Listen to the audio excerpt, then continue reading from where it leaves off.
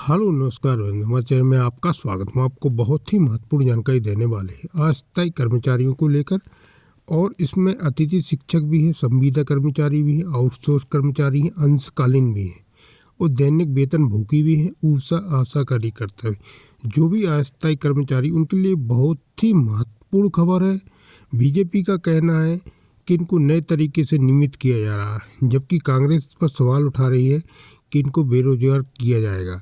लेकिन बीजेपी प्रवक्ता का कहना है कि अतिथि शिक्षकों और आउटसोर्स कर्मचारी, संविदा कर्मचारी, अस्थायी कर्मचारी सभी को नए तरीके से नियमित किया जाएगा।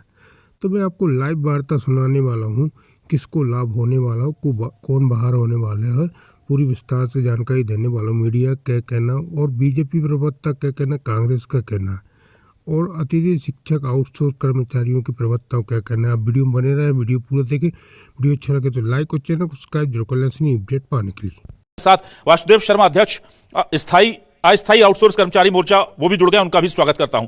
सबसे पहले वासुदेव शर्मा जी, आपसे जानना चाहता हूं क्या डर लग रहा है, क्या तकलीफ है? भाई सरकार कह रही है कि हमने उन कैडर को खत्म किया और हम नियुक्तियां नियमित तौर पर देने जा रहे हैं तमाम लोगों को, तो आप लोग इतने भयभीत क्यों? आपको तो खुश होना चाहिए कि व्यवस्था वो बनाएंगे तो जाहिर सी बात है कुछ पद तो खाली करने पड़ेंगे ना। अगर सभी आउटसोर्स रहेंगे, अस्थायी रहेंगे, दैनिक वेतन भोगी रहेंगे तो फिर नियमित नौकरी मिलेगी किसको? अभिलाष भाई नमस्कार। नमस्कार। देखिए, ये डर नहीं है सर। दरअसल अधिकारी या तो मुख्यमंत्री और मंत्रियों को बेवकूफ समझ रहे हैं या फिर मंत्री और मुख्यमंत्री जनता को बेवकूफ समझ रहे हैं।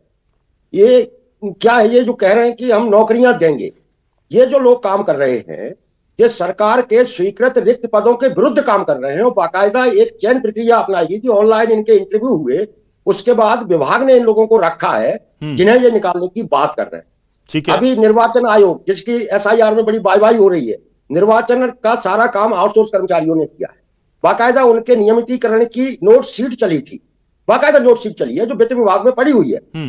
ये जो इसी तरीके से शिक्षा विभाग के कंप्यूटर ऑपरेटरों की नोट शीट तो खुद मुख्यमंत्री ने लिखी थी कि इनको अंडरटेकिंग किया जाए। ये सब क्यों हुआ था? ये सब इसलिए हुआ था कि ये जो सारा कर्मचारी है आउटसोर्स का, वो सब स्वीकृत स्थायी पदों पर काम कर रहा था। अब मेरा सवाल ये भी है कि ये जो 15-20 साल से लोग काम कर रहे हैं और 15-20 साल से सरकार ने न तो एक क्लर्क की भर्ती की है, न एक कंप्यूटर ऑपरेटर रखा है, न चपरासी की नौकरी नहीं दी है, और ये सारा काम जो कराया जा रहा है किससे करा रहे हैं?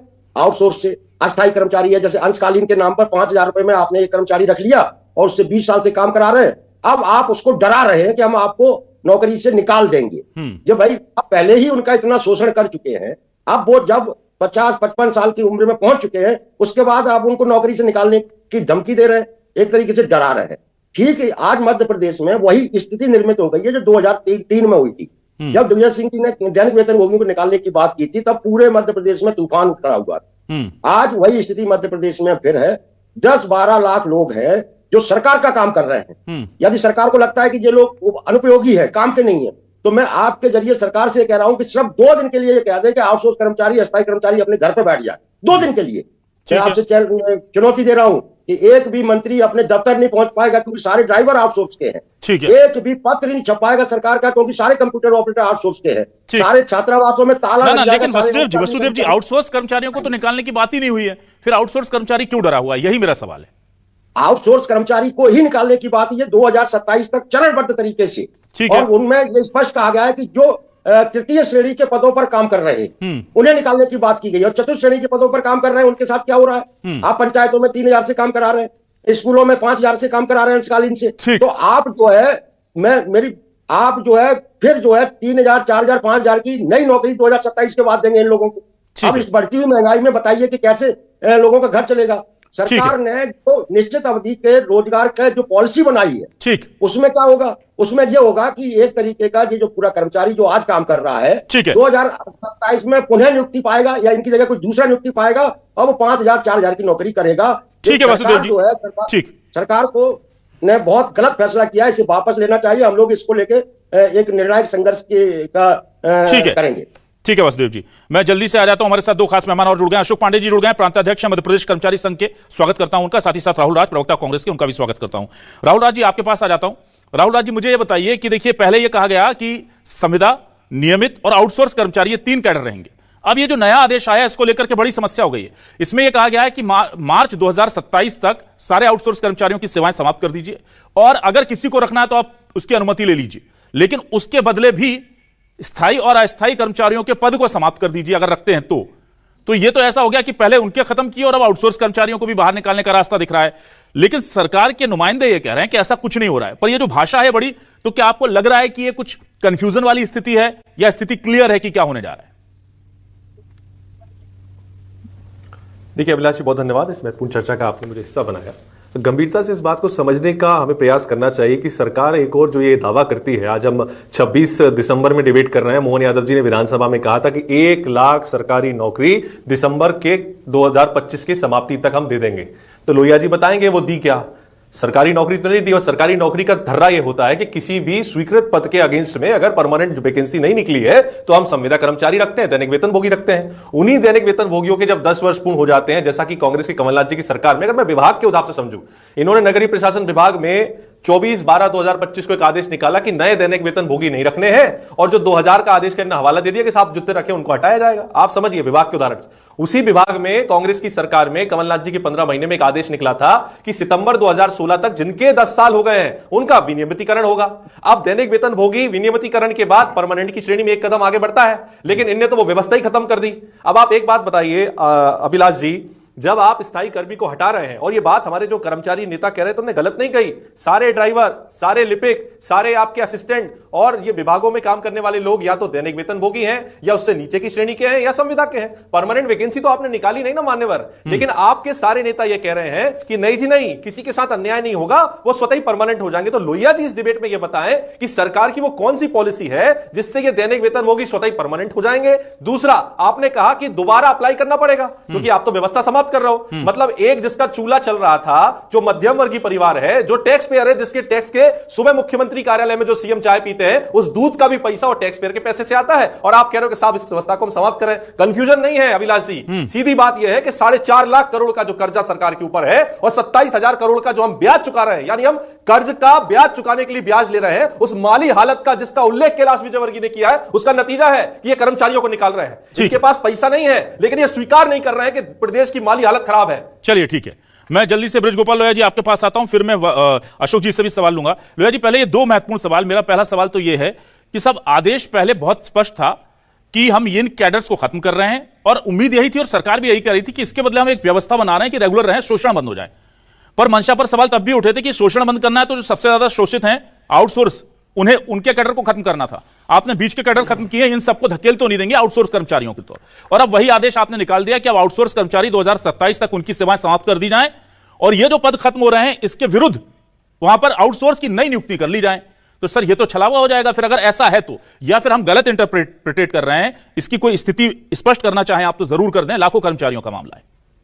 देखिए अभिलाष जी, आपके माध्यम से मैं सर्वप्रथम वासुदेव जी यहाँ हैं, अशोक पांडे जी यहाँ हैं, और जो लाखों कर्मचारी हैं, मैं एक बात के लिए आश्वस्त करता हूं कि मध्य प्रदेश की भारतीय जनता पार्टी की डॉक्टर मोहन यादव जी की सरकार इनमें से किसी का अहित नहीं करेगी। दूसरी बात, पहली बार मध्य प्रदेश ने ये करके दिखाने की कोशिश की है कि हम स्थायी कर्मी और अस्थायी कर्मी इन 2 की कैटेगरी करें। अब आउटसोर्स में जिस आदेश को आप पढ़ रहे थे उसकी प्रति मेरे हाथ में भी। अब ये देखिए क्या कहता है कि आउटसोर्सिंग से संबंधित व्यक्तियों की सेवाओं को मार्च 2027 के बाद भी यदि निरंतर रखा जाता है तो उस परिस्थिति में कंडिका 2.1 और 2.2 जो आपने पढ़ा था वही पढ़ रहा हूं कि श्रेणी के पदों को समाप्त किया जाए। तो श्रेणी के पदों को समाप्त किया जाए कि यदि हम उनका विनियमितीकरण करते हैं और किस प्रावधान के तहत करेंगे उसकी नीति भी लेकर आएंगे। जैसे शिक्षा विभाग में जो हमारे अतिथि विद्वान शिक्षक थे उनके नियमितीकरण में हमने एक प्रक्रिया बनाई, उसमें यह बनाया कि कोई भी अतिथि विद्वान अगर 3 वर्ष से लगातार है तो उसको हम 15 अतिरिक्त अंक देंगे और 25% उसे सेवाओं में आरक्षण देंगे। ये एक व्यवस्था बनाई थी।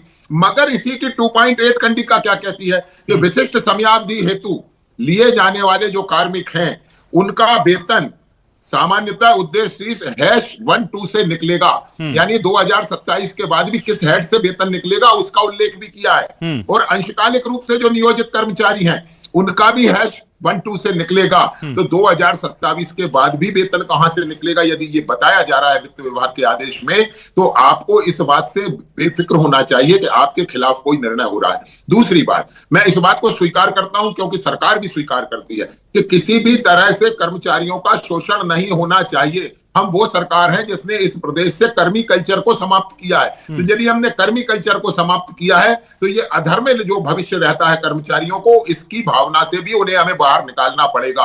और वो बाहर निकालने का एकमात्र तरीका है कि चाहे संविदा की नियुक्तियां हो और चाहे स्थायी नियुक्तियां हो, दोनों के लिए एक निर्धारित गाइडलाइन हो कि ऐसा नहीं केवल एक अधिकारी फटकार लगा के बाहर कर दे।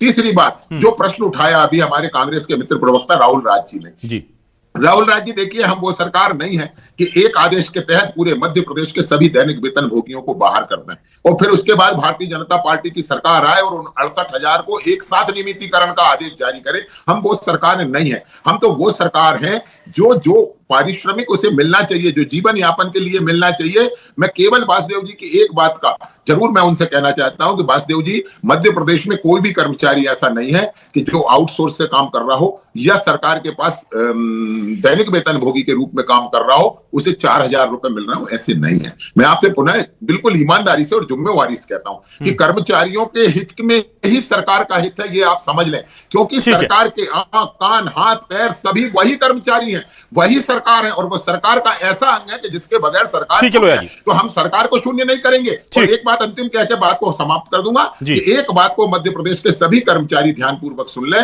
कि आपके हितों के साथ और आपके भविष्य के साथ खिलवाड़ करने वाली सरकार मध्य प्रदेश में नहीं है। हमने हमेशा आपके हितों को प्राथमिकता पर रखा है। कर्मचारी संगठनों और सरकारों के बीच में कई समझौते हुए हैं, अर्जुन सिंह के काल से लेकर आप दिग्विजय सिंह के काल तक देख लें, मगर उनको जमीन पर उतारने का काम सिर्फ भारतीय जनता पार्टी की सरकारों ने किया है। तो मैं आपको आश्वस्त करता हूं। ठीक है, अशोक पांडे जी।